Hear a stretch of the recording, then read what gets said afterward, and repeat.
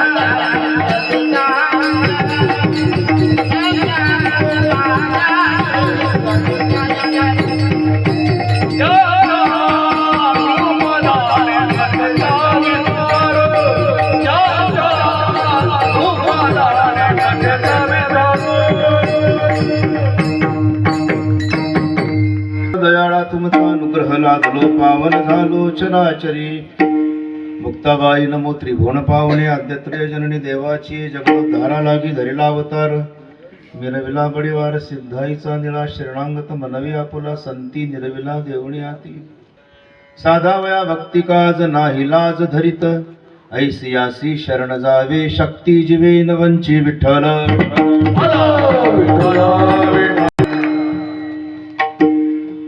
प्रस्तुत कीर्तन रूपी सेवेकरता घेतलेला अभंग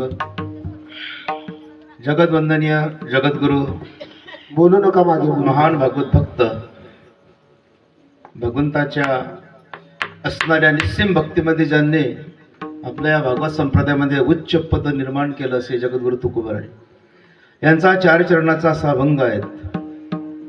आणि अभंगातून महाराज संत भक्ती आणि सेवा यांचं महत्व आपल्याला पटवून देत असतात. आपला अखंड हरिनाम सप्ताह श्रीमद भागवत कथा आज दुसरा दिवस आहे. अर्थात या गांधी चौकामध्ये या कार्यक्रमांचं हे नियोजन आहे. गांधी चौक म्हणा नेतेवाडा म्हणा की नाही काही त्याला फरक पडत नाही. आणि ही तपभूमी आहे तुमची आहे की नाही. कारण या तपभूमीवरती आपण अनेक वर्षापासून या ठिकाणी सप्ताहाचं आयोजन केलं जात असतं. मला असं वाटतं मागे आपण 3 वर्ष इथे पारायण इथं केलं होतं ज्ञानेश्वरी पारायण. ती जागा ही होती पण जागा बदललेली असू द्या. माणसं बदलली जागा बदलली सर्वच बदललेलं आहे. काही हरकत नाही. फक्त आपली जी वृत्ती स्वभाव याच्यात मात्र घालमेल नको व्हायला पाहिजे. कारण माणसाचा स्वभाव बदलला की बिघडलं. संसार बिघडला परमार्थ बिघडला सर्वच बिघडलं. स्वभाव बिघडता कामा नये. म्हणजे स्वभावाला फार महत्व आहे. भक्ती मार्गात सुद्धा स्वभावाला महत्व आहे. संसारामध्ये सुद्धा स्वभावाला महत्व आहे. आणि म्हणून हे आपला मस्त सुंदरसा सप्ताह चालू आहे. दुसरा दिवस आहे. श्री गुरुवारी आमचे शिरीष महाराज धरणीकर मलकापूर त्यांच्या वडिलांचं भागवत आहे असं वाटतं. पेडवरती आहे ना वडील होते त्यांचे ते तर त्यांचे चिरंजीव आहेत. आणि आमचे श्याम महाराज वा यांचं काल्याचं कीर्तन आहे. श्याम महाराजचं कीर्तन आहे ते आज आले होते माझ्याकडे. म्हणजे तुम्ही जातायत म्हटलं हो माझा काला आहे म्हटलं हो. मग आपलं नैमिषारण्यला जायचं आहे म्हणे तिथे भागवत कथा आहेत तुम्ही सांगून देता त्यांना. म्हटलं सांगून दे काही हरकत नाही. मी सांगेन तुम्ही सांगा काही हरकत नाही. म्हणून अधिकस्य अधिकम फलम. मे महिन्यामध्ये तीर्थयात्रा करा सप्ताह करा. नाही सप्ताह आपल्या गावामध्ये घरामध्ये किमान एका ग्रंथाची सेवा करा. एका ग्रंथाची सेवा करा. नाही 4-5 जण 10-15 जण मिळत असतील तर किमान घरातल्या घरामध्ये नित्यक्रमाने गाथा ज्ञानेश्वरी यांचं वाचन करा. कारण तो महिना हा वास्तुशांती करता नाही. तो वैवाहिक जीवनाकरता नाही. लग्न कार्य करता नाही. एखाद्या भूमिपूजन करता नाही. तर तो महिना आहे अधिकस्य अधिकम फलम. पुरुषोत्तम मास म्हणतात. त्या महिन्यामध्ये 1 महिनाभर फक्त भगवंताची सेवा दुसरं काही नाही. फक्त सेवा करायची.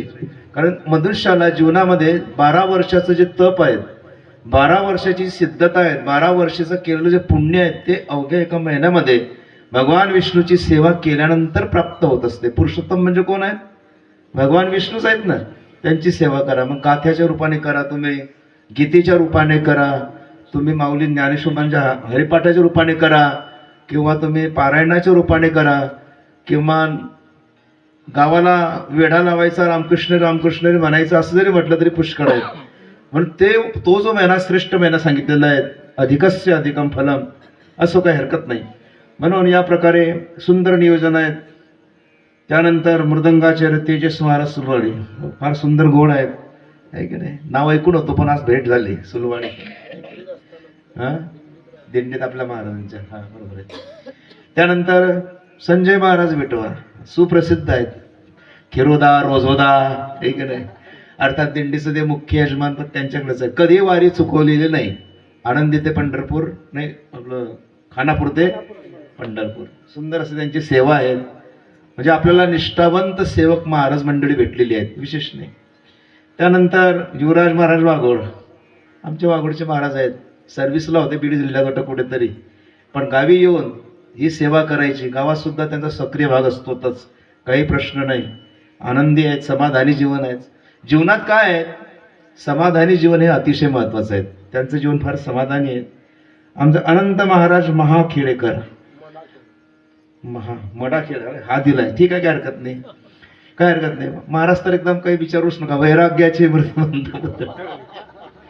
दर्शनाची प्रशस्ती पुण्य पुरुष. महाराज माझ्या कान फळत जरी मारली तरी मी शांत राहीन, काही बोलणार नाही, असा स्वभाव आहे त्यांचा. एकदम मौनी मुनी, वा एकदम शांत. आणि त्यानंतर मौनी मुनी नंतर आमचे विनेकरी बाबा. आता तर काय बाबा म्हणावं लागतं. बाबा नाही, महाराज पण नाही, है की नाही. एकदम खास ज्ञानोबारांची प्रतिमा असं म्हणायला काही हरकत नाही. सांगलीमध्ये होतं बरं का ते शिबिरामध्ये, 15 दिवस शिबिर घेतलं झेंडूजी महाराज त्या संस्थांतर्फे. सुंदर अशी मुलं होती. हा फिसकला 4 दिवस, हा रडला. म्हणलं का रे, आईची आठवण येते आहे. म्हटलं आईची आठवण येते आहे. फोन लावला आणि महाराज त्याला आठवण येऊ द्या, काही काळजी नाही, बोंबलू द्या त्याला किती. म्हणजे काय, परमार्थ करत असताना मुलांची आई सुद्धा बेडर पाहिजे. जे होईल ते देवा करतायत ना. आणि तो मुलगा कुठे उभा राहतो, रोजोद्यामध्ये सर्व ठिकाणी त्याची उपस्थिती असते. आणि सुंदर आहे. सर्वच मुलं चांगली असतात. सर्व मुलं आपापल्या असणाऱ्या कौशल्यामध्ये, आपापल्या गुणामध्ये नैपुण्यवान असतात. भगवंताची कृपा त्याच्यावर कोणती आहे की तो पूर्वजन्मेचा सुकृत आहे, म्हणून तो कुठेही कीर्तनात उभा राहतो. आणि पूर्वजन्माचं पुण्य सुकृत जर असेल तरच या मार्गामध्ये प्रवृत्त होतो मनुष्य, मुलगा कोणी असू द्या, नाहीतर तो होऊ शकत नाही. पुण्यवान महान सुकृत घेऊन आलेला आहे. धन्य माता पिता तयाची. त्याला जर किती शिक्षण दिलं, प्रगतिशील शिक्षण दिलं, वैज्ञानिक जीवनात जरी त्याला पाठवलं तरी त्याची तिथे प्रगती होणार नाही. तो पैसा कमवेल, तो ग्रेट होईल, सर्व काही होईल, पण जे शेवट जीवनाच्या सार जे करायचं आहे तो आता करतोय, हे महत्वाचं आहे. कारण रिटायर झालेले लोक शेवटी कुठे येतात. महाराज आयुष्यभर समजा हो पैसा हाय, पैसा हाय, पैसा, नोकरी, सर्व्हिस, रिकाम पण नाही. पण आता या वयामध्ये आमची वारी होऊ शकत नाही, परमार्थ होऊ शकत नाही, काय होऊ शकत नाही. पण विशेष असं आहे की त्यांची फक्त सेवा ही फक्त शरीराने नसते पण मनाने असते. पण याची सेवा ही शरीराने करतोय तो फार चांगली गोष्ट आहे. त्यानंतर साऊंड सिस्टीम आमचे येवले बाबा आहेत बामनोदचे. सुंदर आहे. विवराला सुद्धा असतात, ते दरवर्षी असतात विवराला. त्यांच्या मुलाच्या किंवा मुलीच्या लग्नाला यांना नाही झालं, क्षमा असू द्या, काही हरकत नाही. पत्रिका पाहिली मी, काय हरकत नाही, असू द्या. आता कुठे कुठे जाणार आहे की नाही, कुठे जाणार आहे म्हणण्याऐवजी काय करावं लागतं, प्रत्यक्ष ठिकाणी न जातात आहेर देऊन टाकावे लागतात. एक जण जातो कोणते बाबा आमचं देऊन टाका, कारण एका ठिकाणच्या 10 पत्रिका असतात, कुठे जाणार. असं नियोजन आहे. श्रोत्यांची उपस्थिती आहे थंडीच्या मानाने बरी आहेत, बरे आहेत. कारण थंडी ही बोसरी थंडी आहे, आणि 8 दिवस फार थंडी आहे. पण थंडीला नाही घाबरायचं, प्रत्येक ऋतूचा आनंद घ्यायचा. उन्हाळ्याचा आनंद घ्यायचा, पावसाळ्याचा आनंद घ्यायचा, आणि हिवाळ्याचा सुद्धा आनंद घ्यायचा. आनंदात राहायचं काय नाही, जीवन समाधानी असावं. पैसा आहे, प्रारब्धाने मिळतोय, आयुष्य प्रारब्धाने मिळत नाही. आयुष्य ठरलेलं आहे, जीवन ठरलेलं आहे. नेमका क्षण, नेमका दिवस, नेमकं वर्ष प्रत्येकाचं हे कसं आहे, प्रत्येकाच्या विद्यार्थ्याने आपापल्या कपाळावरती लिहून ठेवलेलं आहे. होय अदृष्ट आप येते, नाही की नाही. अदृष्टामध्ये जे आहे ते होणारच आहे, त्याबद्दल चिंता नाही. म्हणून अशा प्रकारे या कार्यक्रमाचं नियोजन आहे. आजची जी सेवा आहेत, हरिभक्त परिणामचे श्री सुधाकर रामजी नेहते, अर्थात सप्ताहामध्ये त्यांचा सक्रिय भाग होता. काकड्यामध्ये सर्वांच्या पुढेच राहायचे बघा, ते 3-4 वर्ष म्हणजे पूर्वीपासूनच राहायचे. त्यांचे वडील रामजी बाबा वारकरी होते. भगवंताचं भजन तुम्ही पाहिलंय, मी पाहिलं नाही पण चरित्र ऐकलेलं आहे. अखंड भजन, अखंड नामस्मरण, अखंड कीर्तन. आणि या प्रकारे परशुराम महाराज त्यांच्या जोडीला, म्हणजे पूर्वीचं वातावरण म्हणजे फार असं एक समन्वयाने जोडलेलं होतं. परमार्थाची दिशा होती, आणि पूर्वी फोकस नव्हते पण दिशा होती. आता दिशा नाही आहे पण फोकस आहे. आता काय फोकस आहे. महाराज फोकसवान पाहिजे, मंडप फोकसवान पाहिजे, आहे की नाही. मंडप डिजिटल पाहिजे, महाराज सुद्धा डिजिटल पाहिजे, कीर्तन सुद्धा डिजिटल, सर्व आता ओके झालेलं आहे. आणि तसं त्याच्यामध्ये काही अर्थ नसतो. शेवटी शिस्त, मर्यादा, नम्रता, लीनता, शालीनता, कुलीनता हे गुण जर या भक्ती मार्गामध्ये अपेक्षित असतील तरच आपल्या जीवनाचं कल्याण आहे. नाहीतर जीवनाचा सर्व अनर्थ झाल्याशिवाय राहत नाही असं. म्हणून या प्रकारे आपल्या सप्ताहाची ही दिशा आहेत. खिरोदा गाव आहेत, राजकीय भूमी आहेत, पारमार्थिक भूमी आहेत, अनंत प्रकारे या संपन्न, सर्वगुण संपन्न अशी भूमी आहेत. आमचे रितेश महाराज आहेत, डोंबिवलीला आहेत. दरवर्षाप्रमाणे येतात इथे. मागच्या वेळी सप्ताह झाला होता आपला इथे 4-5 वर्षापूर्वी, ज्ञानेश्वरी भावकथा. त्यानंतर भंडाऱ्याला तुम्ही येतात. महाराज चुकीचं बोलताय, तुम्ही येत नाही. भंडाऱ्याला कोणी येत नाही. आनंदीला कोणी येत नाही, महाराज रिकाम पण नाही आमचं. खिरोद्याचे किती यायला पाहिजे सांगा बरं. खिरोद्याचे किमान 50 जण तर धरा आपण, पण येतात किती? 2 किंवा 3. 2 किंवा काय हरकत नाही. हत्ती के पाव में सबके पाव. जे 2 येतात ना त्याच्यामध्ये पूर्ण खिरोदा आला. म्हणजे 2 जणांची उपस्थिती महत्वाची असते. प्रत्येकाला काम असतात, सवड असते, पण यावं अशी आमची इच्छा आहे. यावं. यावर्षी ज्ञानेश्वरी पर्यंत, पुढच्या वर्षी गाथा पारायण आहे. ज्ञानेश्वरीचा आनंद वेगळा, गाथा पारायणचा आनंद वेगळा आहे की नाही. प्रत्येक ग्रंथाचा आनंद हा वेगवेगळा असतो आणि तो घेण्याचा प्रयत्न करावा. त्या संसाराला अशी लात मारायची जोरात, अशी लात मारायची की तो ओढूनच घ्यायला पाहिजे डायरेक्ट. त्याचा संबंध ठेवायचा नाही. कारण परमार्थामध्ये शतम विहाय वक्तव्य, माणसानं कोटी कामं सोडून नामस्मरण करावं, 1000 कामं करून स्नान करावी, 100 कामं सोडून जेवण करावं, अशा पद्धती आहेत. त्या प्रकारे नामस्मरणाला कोणतंही बंधन नाही. पण आपण झालोय माकडं. काय झालोय आपण? कोणाची झालंय? काय करावी ती मोलाची माकडे, नाचता ती पुढे संसाराच्या. काय करावी ती मोलाची माकडे, नाचता ती पुढे संसाराच्या. काय करावी ती मोलाची माकडे, नाचता ती पुढे संसाराच्या. काय करावी ती मोलाची माकडे, नाचता ती पुढे संसाराच्या. ओ नाचता काय करावी मोलाची माकडे, नाचता ती पुढे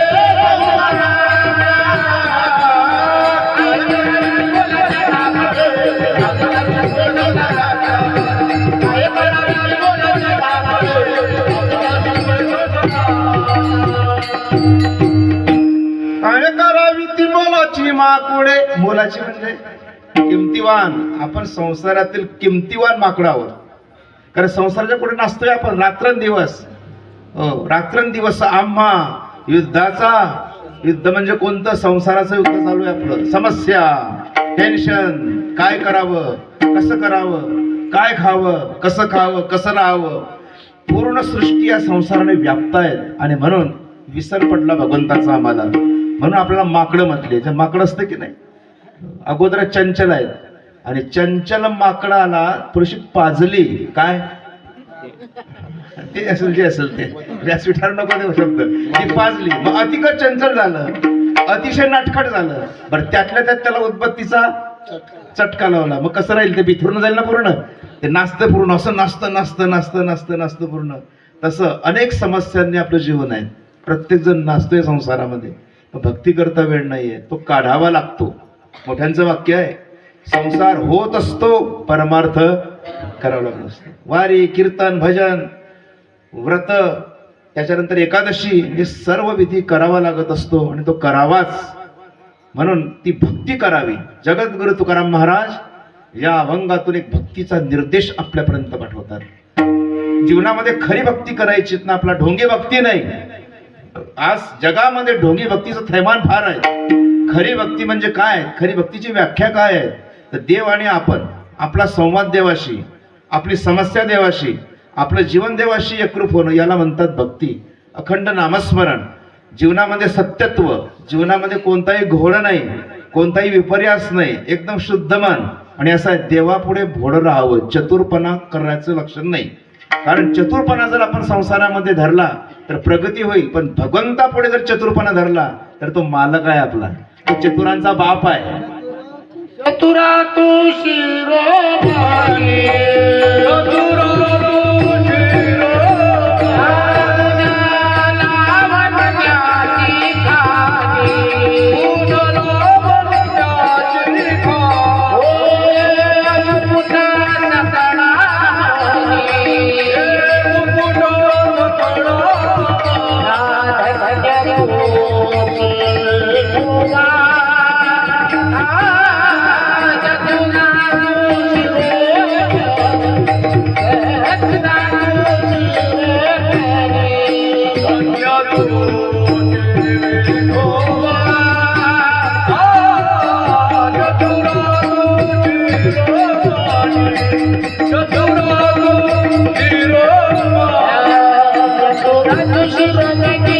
वंद्याची गाणं हो पुढे सगळा तुझी सेवा हो पुढे सगळा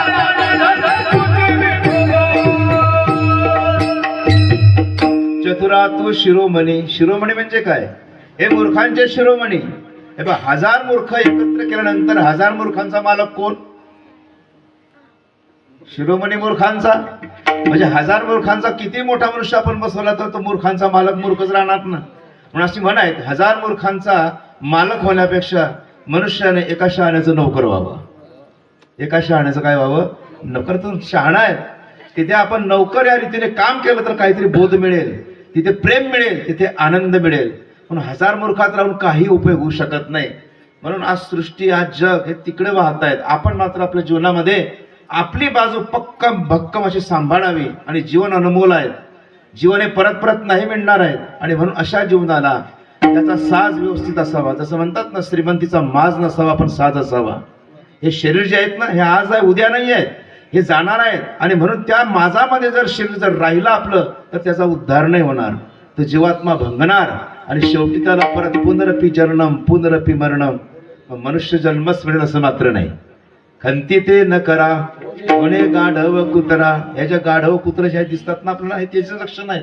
कोणी दारू पिणार आहेत, कोणी निंदा करणार आहेत, कोणी चोऱ्या करणार आहेत, कोणी टाके पाडणार आहेत, कोणी लोकांना त्रास देणार आहे, कोणी बलात्कार करणार आहेत, कोणी अत्याचार करणार आहेत, कोणी कोणाची इष्ट झडप करणार आहेत. कारण ह्या ज्या योन्या आहेत ना, हे खंती ते न करा, हे गाढव कुत्र्याच्या योन्या त्याच आहेत. म्हणजे जीवनामध्ये आपलं कॅरेक्टर शुद्ध असावं, बस आपलं जीवन आपलं साफल्यच त्याच्यामध्ये प्राप्त व्हावं. म्हणून भगवंताची सेवा ही दुसरी बाजू आहे. पहिली बाजू कोणती आहे? जीवन साफल्य. आपले आचार, आपले विचार, आपली क्रिया, आपलं मन, आपली वृत्ती हे शुद्ध असायला पाहिजे. किमान आल्यानंतर का ते घर कसं आहे, तो माणसं कशी आहेत फक्त सांगा. फार चांगले आहेत हो माणसं, म्हणजे नंबर हिरी आहेत हो, नंबर 1 आहेत. त्याचा स्वभाव सर्वांचा स्वभाव फार सुंदर आहे. म्हणजे तिथे मनुष्याची परीक्षा होत असते. स्वभाव परमार्थ करताना सुरुवातीला स्वभाव गोड असावा लागतो. जो आवडे सर्वांना तोची आवडे. जो सर्वांना आवडतो तो भगवंताला आवडणारच आहेत ना. म्हणून जगाचं प्रेम निर्माण करण्याकरता अगोदर जगाशी संवाद, जगाशी प्रेम, जगाशी आनंद, आपण आपलं कर्तव्य ह्या गोष्टी जर बजावल्या तर पुढचं कारण फार सुंदर आहे. भक्ती आपोआप होत असते. कारण संसारातली जी शिकवण आहे तीच शिकवण भक्ती मार्गातील आहे. जे संसारामध्ये चांगलं राहा, चांगलं बोला, चांगलं खा असं जे म्हटलं आहे, तसं भक्ती मार्गामध्ये असतं चांगलं बोला, चांगलं राहा, चांगलं खा. काहीच त्याच्यामध्ये बदल नाही येत ना. फक्त एकच आहे की आपण आपलं फाउंडेशन, आपला पाया भक्कम करणे फार महत्वाचं आहे. तेव्हा कुठं आपल्याला या परमार्थाची उंच इमारत तिथपर्यंत जाता येईल, नाही तर जाता येणार नाही. म्हणून जगद्गुरु तुकोबाराय म्हणतात, आम्ही भक्ती करतोय, भक्तीचा आनंद आम्ही घेतोय. आणि ती भक्ती साध्य करण्याकरता अनेक प्रकारची भक्ती तुकोबारायांनी केली. श्रवणम, कीर्तनम, विष्णुस्मरणम, पादसेवनम, अर्चनम, वंदनम, दास्यम, सख्यम, आत्मनिवेदनम. 9 प्रकारची भक्ती. सर्वात श्रेष्ठ भक्ती आहे श्रवण. श्रवण भक्ती करा, कानाने ऐका, नुसतं ऐकत राहा. ऐकल्यानंतर समाधान मिळतं, भक्तीची सुरुवात आहे. समाधान मिळतं. परमार्थाच्या गोष्टी ऐकल्यानंतर समाधान मिळतं. संसाराच्या गोष्टी घेतल्यानंतर जळण उठते मनामध्ये. काय होते? जळण. याच्याकडे ते, त्याच्याकडे ते, त्याने असं घेतलं, त्याने अमुक केलं, त्याने तमुक केलं. म्हणजे मनुष्याची वृत्ती जळण इथं प्राप्त होत असते. परमार्थात तसं नाही. परमार्थात हेवा नष्ट होतो, परमार्थात दावा नष्ट होतो, परमार्थात निंदा नष्ट होते, परमार्थामध्ये सर्व प्रतिकूल असणाऱ्या गोष्टी नष्ट होतात. परमार्थात फक्त काय मिळत असतं? आनंद. प्रेम सुख देई, प्रेम सुख देई, प्रेम सुख देई, प्रेम सुख देई, प्रेम सुख देई, प्रेम सुख देई, प्रेम सुख देई, प्रेम सुख देई. प्रेम विना नाही समाधान, प्रेम विना नाही समाधान. प्रेम सुख देई, प्रेम सुख देई, प्रेम सुख देई. प्रेमाविना नाही समाधान, प्रेमाविना नाही समाधान. प्रेम सुख देई, प्रेम सुख देई, प्रेम सुख देई, प्रेम सुख देई. प्रेम सुख दे प्रेम सुख दे प्रेम सुख दे प्रेम सुख दे प्रेम सुख दे प्रेम सुख दे प्रेम सुख दे